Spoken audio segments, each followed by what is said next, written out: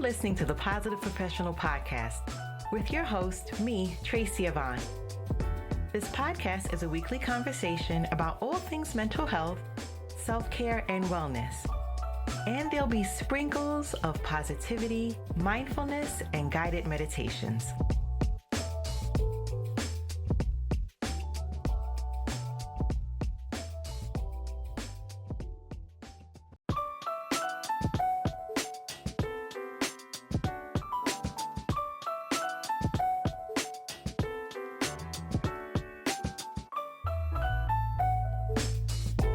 You're listening to the Positive Professional Podcast with your host, me, Tracy Yvonne.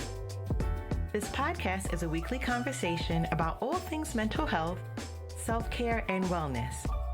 And there'll be sprinkles of positivity, mindfulness, and guided meditations.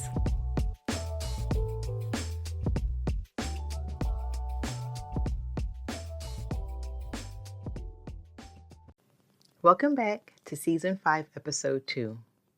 Today I'm going to delve into a critical yet often overlooked issue in professional environments: workplace bullying and its profound impact on mental health. My exploration is partly inspired by the unfortunate experiences of Dr. Candia-Bailey at Lincoln University. And while I'll share and discuss a little bit of her story, my focus will extend on the broader topic of how workplace bullying can deeply affect individuals and what measures can be taken to address this pervasive issue. By now, we've all seen from various reputable news outlets and social media sources that Dr. Candia-Bailey's experience at Lincoln University serves as a stark example of workplace bullying and its effect on one's mental health. Dr. Candia-Bailey was transparent with her struggles with her mental health. She asked for help and on January 8th died by suicide. As a point of transparency, there are 3 things that Dr. Candia-Bailey and I have in common. I am an African American woman. I am a proud member of Alpha Kappa Alpha Sorority Incorporated, and I have experienced workplace bullying in higher education and in public school settings. This episode will discuss the systemic issues that can arise in these settings where power dynamics and lack of accountability can lead to detrimental experiences of those being bullied. So what is workplace bullying? Workplace bullying refers to repeated physical and mental health harming mistreatment of one or more persons by one or more perpetrators in a work setting. It is a form of abusive behavior that can include both verbal and nonverbal actions. Workplace bullying can be manifested in various forms, including but not limited to verbal abuse, and this includes yelling, using harsh or offensive language, gossiping, ridiculing, and sarcastic comments directed at a target. Social isolation. The bully might exclude the target from meetings, discussions, or social events, effectively isolating them from their peers and networks. Intimidation. This can involve threatening behavior, such as standing too close, displaying aggressive gestures, or invading personal space in a manner that makes the target feel uncomfortable or scared. Undermining work. The bully might deliberately undermine the target's work by setting unrealistic deadlines, constantly changing project goals, or withholding necessary information. Overwork. Imposing excessive workloads or unreasonable deadlines that set the target up for failure. Humiliation. Publicly shaming or belittling the target, often in front of colleagues to erode their self-confidence. Sabotage. Intentionally interfering with the target's work or career progression, such as spreading rumors, falsely accusing them of errors, or stealing credit for their work. In extreme cases, bullying may escalate to physical violence, though this is less common in professional settings. There's also cyberbullying, which is using digital platforms like emails, social media, or messaging apps to harass, intimidate, or belittle the target. And unfair evaluations.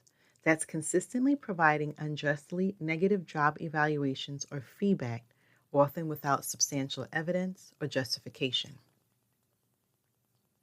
Workplace bullying can have significant and far-reaching effects on one's individual's mental health. These effects vary depending on the severity and duration of the bullying, as well as the individual's personal resilience and support systems. Continuous exposure to bullying can lead to chronic stress and heightened anxiety levels. This can manifest as constant worry, fear, feelings of dread, or panic attacks. Victims of workplace bullying often experience sadness, hopelessness, and lack of interest in activities they once enjoyed. In severe cases, this can lead into clinical depression. Regular criticism, humiliation, or undermining one's work can lead to a significant drop in self-esteem and self-confidence. In extreme cases, especially where bullying is intense and prolonged, individuals may develop symptoms of PTSD, such as flashbacks, nightmares, and severe anxiety. The mental stress of bullying can manifest physically, resulting in symptoms like headaches, stomach issues, and other stress-related ailments. And the ongoing stress and emotional turmoil can negatively impact concentration, decision-making, and overall performance. Victims of workplace bullying may withdraw from social interactions both in and outside of work, which can exacerbate feelings of loneliness and isolation. In some cases, individuals may turn to alcohol, drugs, or other substances as coping mechanism. And in the case of Dr. Candia-Bailey, in severe situations, the distress caused by workplace bullying can lead to suicidal ideations or attempts. So I'm going to share more in the next segment.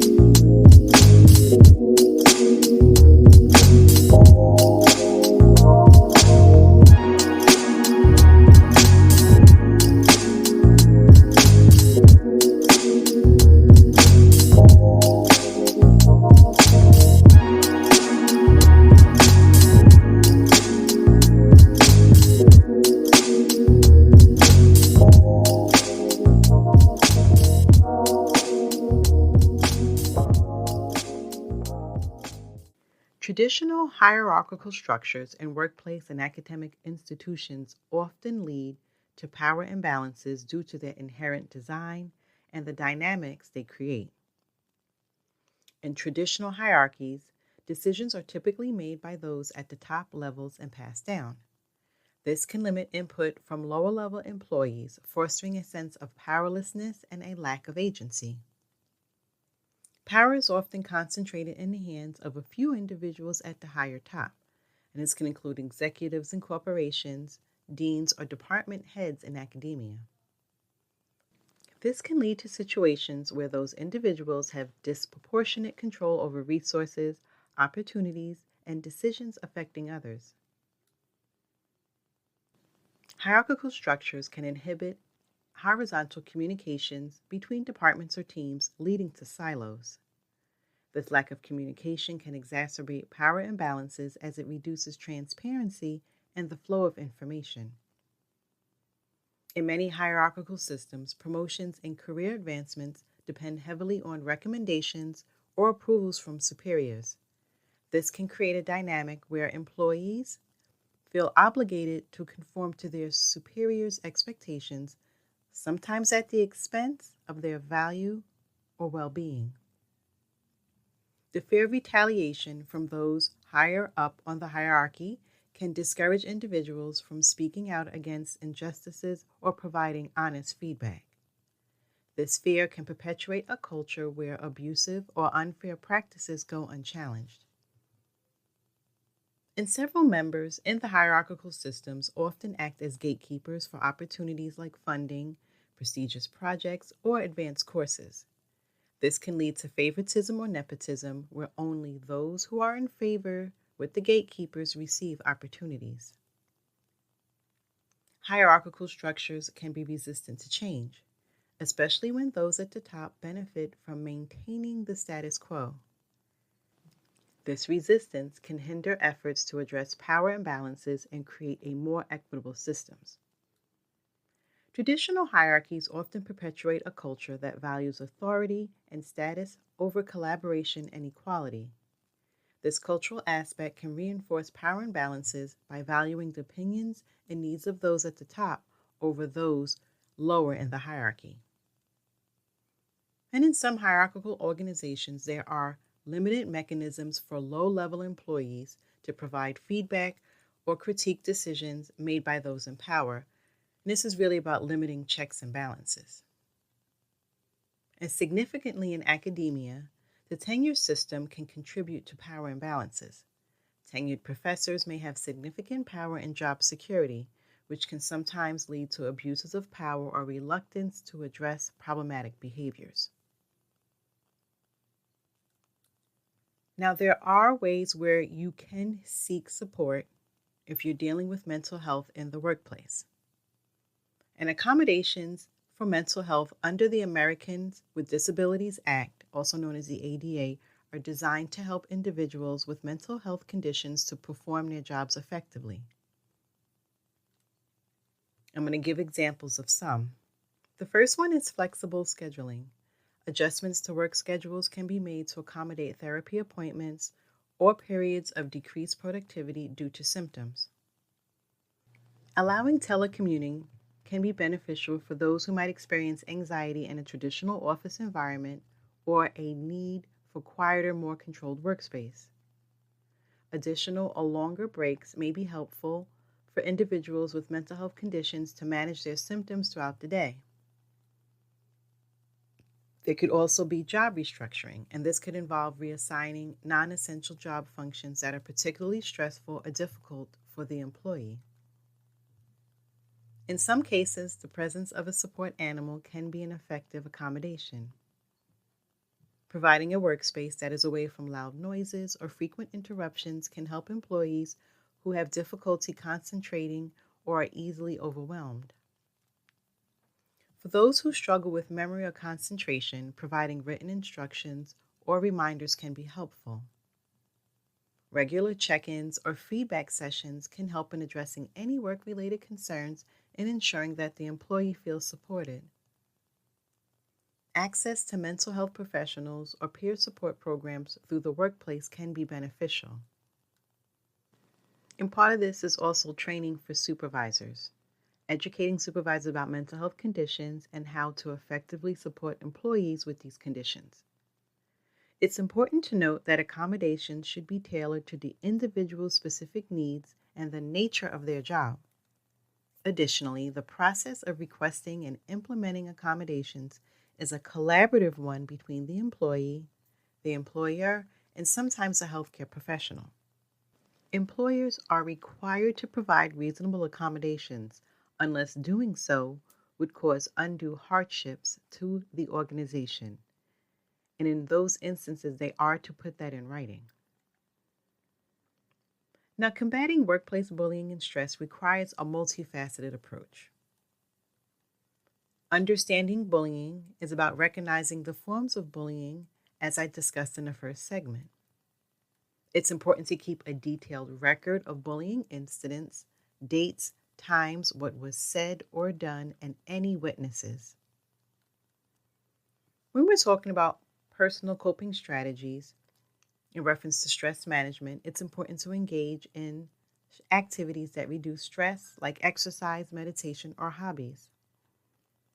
Share your experiences with trusted colleagues, friends, or family, and consider counseling or therapy to cope with emotional support. It's important to address mental health concerns and thoughts of suicide with care and compassion. If you or someone you know is struggling, there are several resources available for support.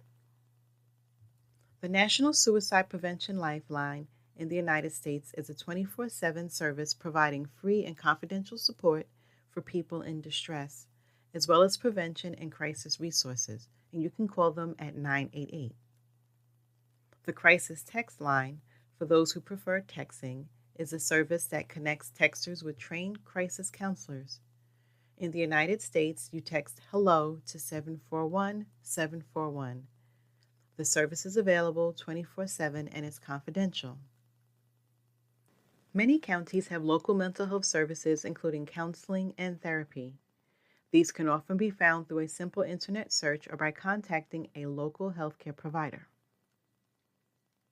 Online resources and forums, such as the National Institute on Mental Health, also provides resources, information, and a support for the community.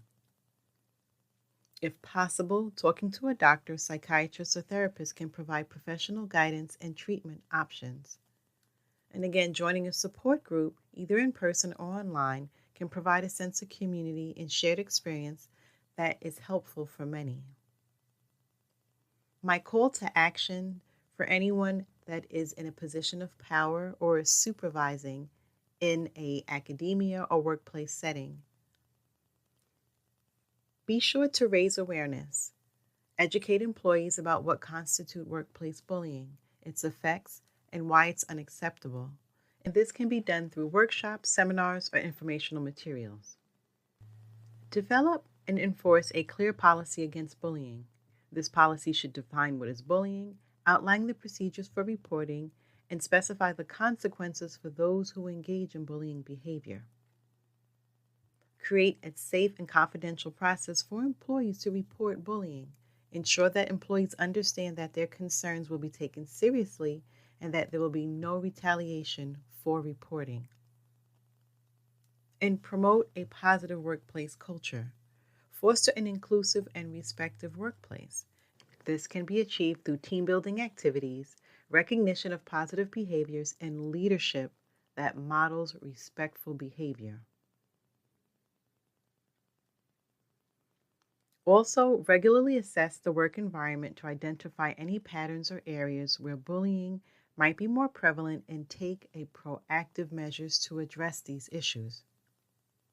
Remember, creating a workplace free of bullying is an ongoing process that requires the commitment of everyone in the organization, from top management to every employee. Dr. Candia-Bailey's death could have been prevented if she would have received the respect and support she rightfully deserved. People in positions of power in the workplace must do better.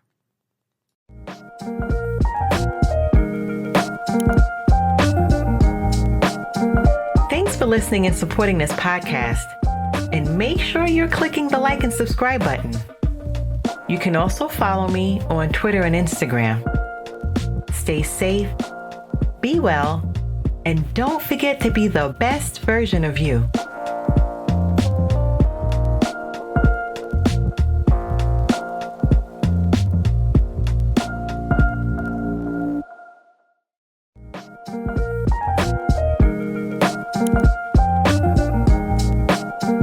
Thanks for listening and supporting this podcast. And make sure you're clicking the like and subscribe button.